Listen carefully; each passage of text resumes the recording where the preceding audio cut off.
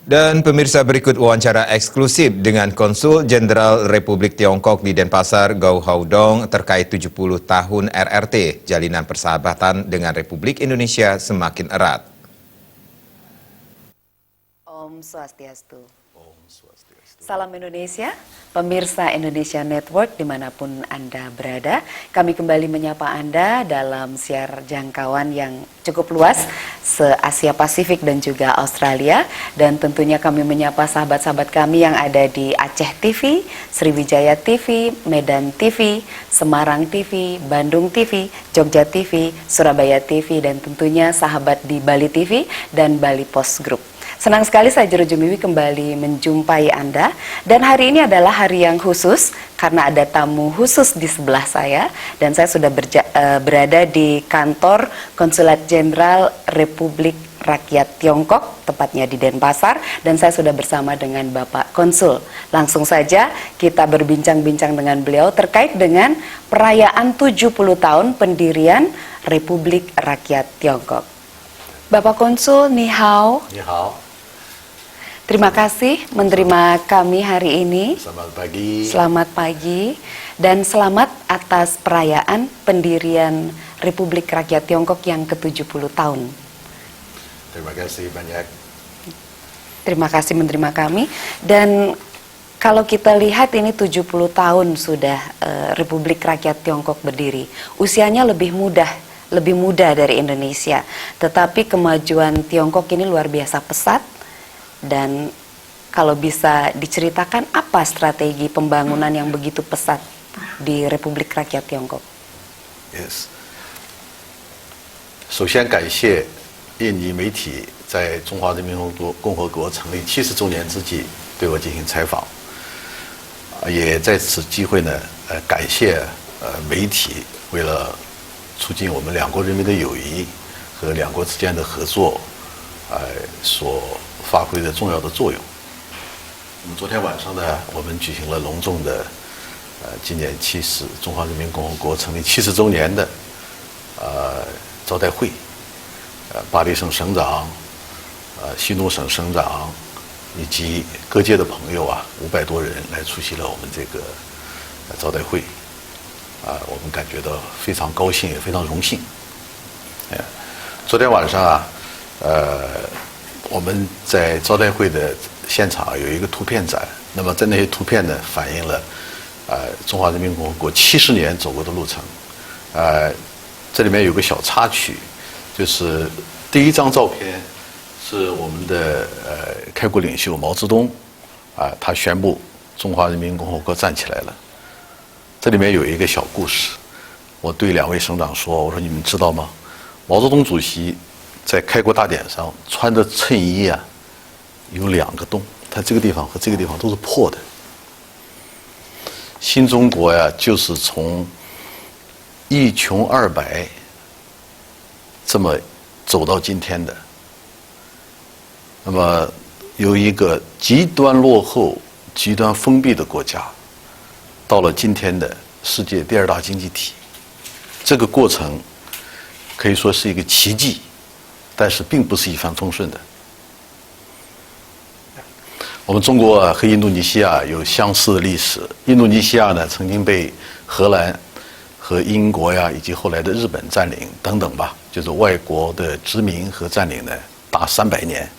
那么我们中国呢，从1840年这个英国人呢发动了鸦片战争以后，我们就沦为了半殖民地，经过了一个漫长的贫穷、落后、战乱、一盘散沙的这么一个漫长的时期。那么1949年新中国成立了，那么中国人民呢，这个经过70年的努力奋斗，一步一步的走到今天。我想打一个比方，万里长城是一块砖一块砖建起来的，那么70年的成就是10几亿中国人民一天一天艰苦奋斗来的，而且这70年也不是一帆风顺的，是非常非常曲折的。然后我们也犯过很多错误，比如讲我们照搬了苏联式的社会主义，我们搞了计划经济。有一句很有名的话叫"失败是成功之母"。那我们中国人民呢，是非常善于总结教训的。那么通过这些我们这个吸取了教训，这个不断地探索出一条适合自己发展的这么一条发展之路。Terima kasih. Terkait dengan perkembangan teknologi yang sangat pesat di Tiongkok, tetapi juga di sisi lain perhatian terhadap warisan budaya nenek moyang itu sangat dihormati sekali. Kita bisa lihat dengan situs-situs yang ada di Tiongkok itu masih sangat terpelihara dengan baik. Itu bagaimana memanajemen semua itu?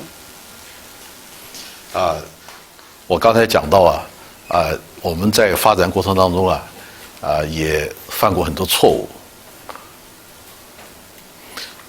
我们曾经有一段时间，特别是这个在文化大革命当中对这文物的保护是做得很差，不仅没有保护，而且很多文物被破坏掉，这个非常让人痛心。你这么年轻，我相信你可能不知道什么叫中国的文化大革命。那个文化大革命我把它叫做反文化革命。The campaign was called Culture Revolution. Culture Revolution. But I would rather call it anti-culture revolution. It's so devastating and destroying. Yeah. 那么所幸呢，我们中国中华民族是一个确实是非常珍惜自己历史文明的一个民族。那么历史上留下了非常丰富的文化遗产。那么现在呢，我们中国政府在这方面确实是非常重视，而且有很多投入。所以前不久这个我们的记者朋友到了中国去以后他们很惊讶，就发现那么多历史遗迹都保护得很好，而且开发利用得很好。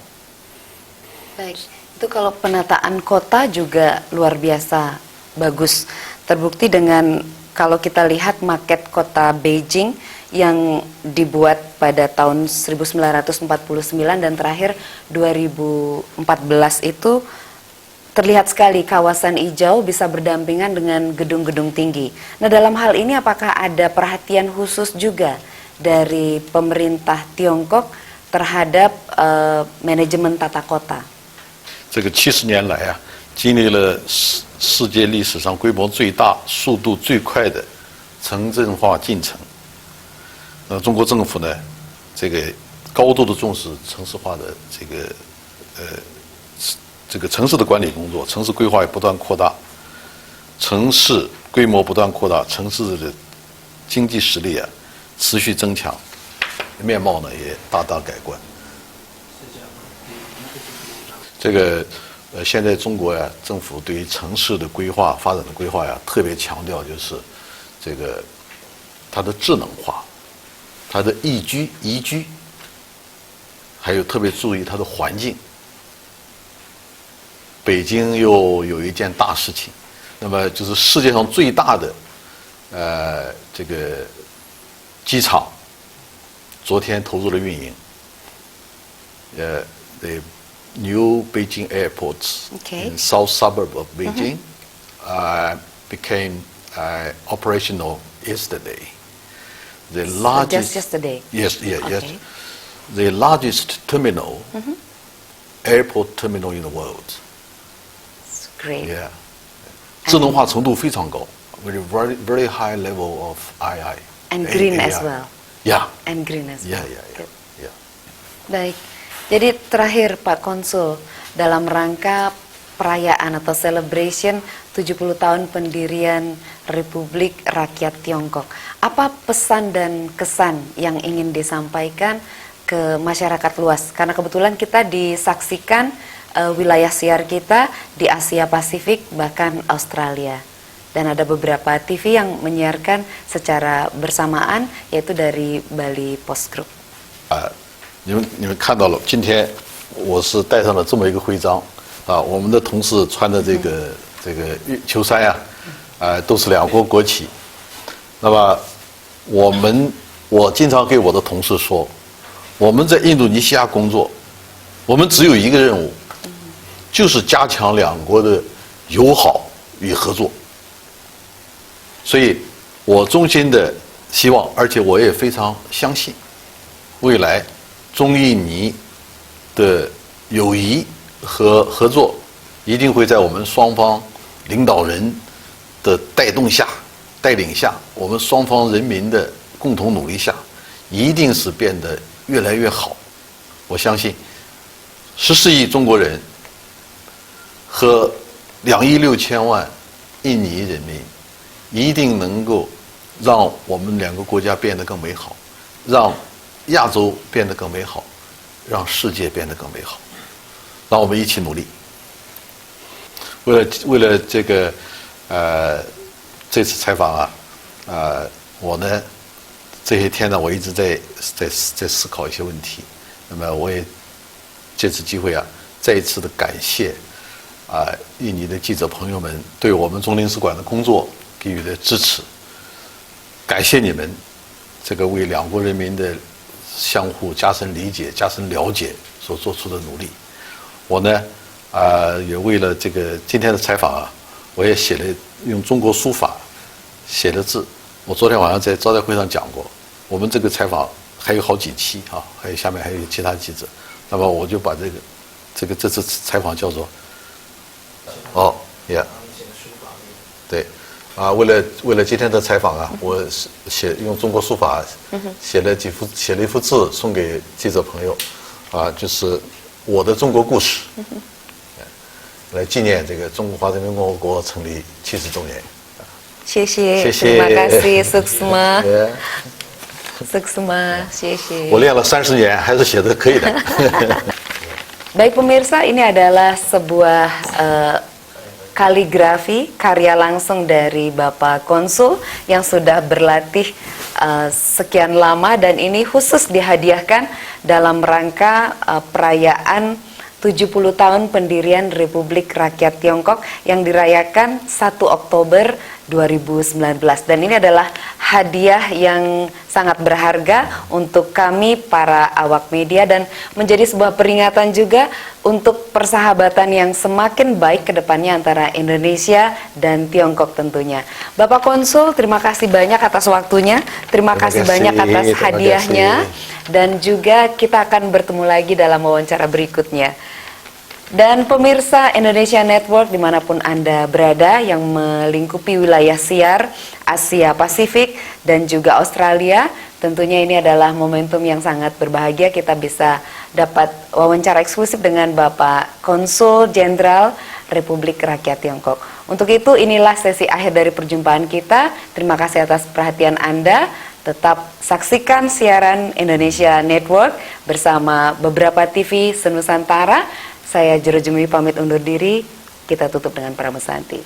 Om Santi Santi Santi Om. Salam Indonesia Tiongkok. Salam Terima Indonesia kasih. Tiongkok. Xie xie. Sama-sama, terima kasih. Terima kasih.